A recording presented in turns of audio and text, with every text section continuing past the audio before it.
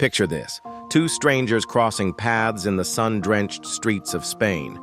It's the kind of story that sounds like it's straight out of a movie, but I promise you, it happened to me last summer. I was wandering through the narrow cobblestone streets of Barcelona, lost in the magic of Gaudi's architecture and the smell of fresh paella wafting through the air. That's when I saw her, sketching the intricate details of the Sagrada Familia in a worn leather notebook.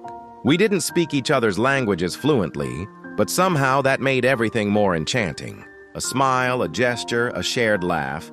It's amazing how much you can communicate without words. She had this way of scrunching her nose when she was trying to understand what I was saying, and I probably looked equally confused trying to decipher her Spanish. We spent the entire day together, sharing tapas at hidden local spots she knew, dancing to street musicians in the Gothic Quarter, and watching the sunset from Park Güell. It was as if we'd known each other for years, yet we were complete strangers. Here's the crazy part. We were so caught up in the moment, so wrapped up in the magic of it all that we never actually exchanged names.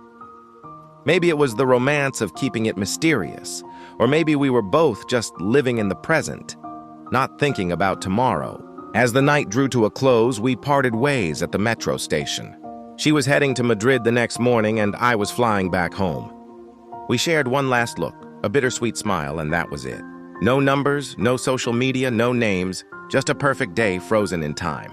Sometimes I wonder if she thinks about that day too, if she remembers the American tourist who couldn't pronounce gracias properly. Maybe she's out there somewhere telling this same story to her friends about the guy she met in Barcelona. You know what's funny? I've traveled back to Spain twice since then, half hoping to run into her again. But maybe some stories are meant to stay as they are.